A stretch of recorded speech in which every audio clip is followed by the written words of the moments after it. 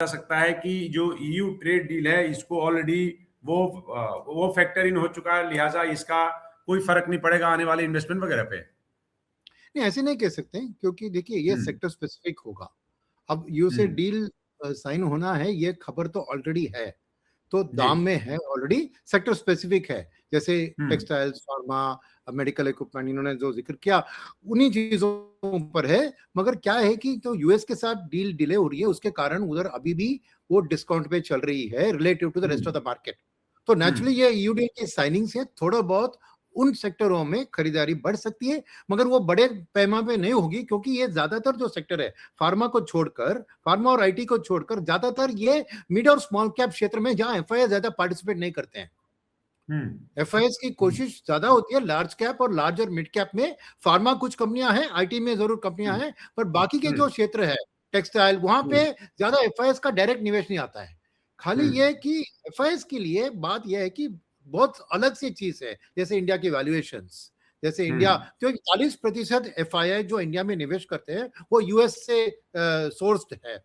तो अगर अमेरिका की टेकर उनके लिए बहुत इंपॉर्टेंट है, इतना यूरोप का नहीं, क्योंकि यूरोप से उतना कैपिटल नहीं आता है। तो इसीलिए मेरा मानना है ये साइकोलॉजिकली इंपॉर्टेंट है, बट इस डील के कारण इमीडिएटली एफआईआई की जो बिकवाली चल रही है कंटिन्यूअसली बहुत महीनों से, वो पलटेगी, अभी बाइंग में चलेगी, ये सोचना बहुत गलत होगा।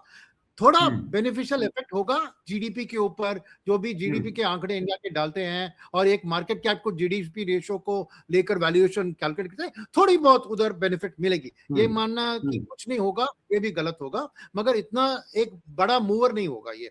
वेराज यूएस ट्रेड डील अगर साइन हो गया तो वो बहुत बड़ी एक जो डेमोक्रेटिक सोड है वो उठ जाएगी, और मेरे ख्याल में उससे ज्यादा आपको एफआईएस की स्रोत बढ़ने की गुंजाइश रख सकते हैं। मगर यू ट्रेड अच्छा, डील बड़े दिनों से हम लोग सुब्रमण्यम जी जी बोलिए बोलिए। नहीं, मैं कह रहा हूं कि ये नेसेसरी बट नॉट सफिशिएंट, अगर मैं वो अंग्रेजी में फ्रेज इस्तेमाल करूं। जी यू का डील नेसेसरी हमें, बट ये सफिशिएंट नहीं है। हाल फिलहाल में हम 1 साल से देख रहे हैं दो चीजों की तरफ निगाह आपकी निगाह ले चलूंगा मैं सुब्रमण्यम साहब।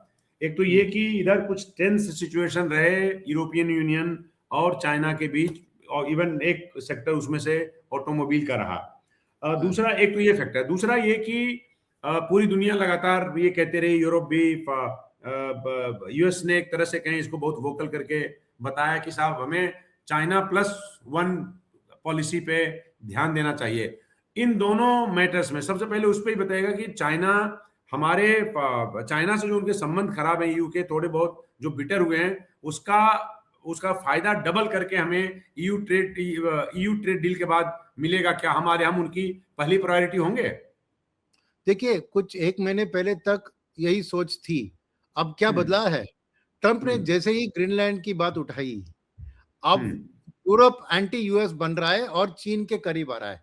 ऑलरेडी कनाडा ने देखिए चाइना के साथ बहुत डील साइन कर ली है। तो मेरे ख्याल में ये ट्रंप की जो नाटक है, इसके कारण अब चाइना और ईयू नजदीक आ जाएंगे, क्योंकि यूरोप ने अपना, अमेरिका ने अपना सही रंग दिखा दिया कि वो नेटो को भी डिसबैंड करने की बात कर रही है, ये कर रही है। तो अमेरिका उतना अच्छा दोस्त अभी नहीं रहा ईयू का जितना, तो अब चीन के साथ उनको चॉइस नहीं है, कुछ डील्स करना ही होगा। तो इसलिए China+1 उतना बड़ा यूरोपियन अपॉर्चुनिटी नहीं है जितना अमेरिका, बिकॉज अमेरिका का चाइना के साथ जरूर एक इमर्जिंग पावर है चाइना, और अमेरिका एग्जिस्टिंग पावर है, जो डेफिनेटली एंटी चाइना मूव था। मगर ट्रंप ने आके सब बिगड़ दिया है, इस उसकी चालाकी से, चालाकी कहूं या क्या कहूं मुझे पता नहीं, मगर ये ग्रीनलैंड की बात बहुत एक नर्व को टच कर दिया है यूरोप में।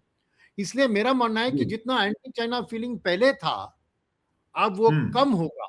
तो मेरे ख्याल में इंडिया को चाइना के साथ मिलकर, क्योंकि चाइना के ऊपर भी लेबर कॉस्ट का दबाव है, अभी बढ़ रहा है, उनकी पॉपुलेशन डिक्लाइन हो रही है। तो अगर इंडिया चाइना गठबंधन करके ज्वाइंटली को प्रोडक्ट को पार्टली इंडिया में मैन्युफैक्चर, पार्टली चाइना में, और ईयू को एक्सपोर्ट करे, वो बेहतर होगा पार्टनरशिप में। ये नई ब्रिक्स के अंदर जो डायनामिक चल रहा है, उसको फायदा उठाकर, भले ही हमारी पॉलिटिकल और मिलिट्री अपोजिशन है चाइना के साथ, ट्रेड लेवल में आप ऑलरेडी देख रहे हैं गवर्नमेंट ऑलरेडी कोशिश कर रही है कुछ बैरियर्स को लिफ्ट करे। अब चाइना के खिलाफ जो भी पहले हमने कार्रवाई ली थी उसको अभी कम करा रहे हैं।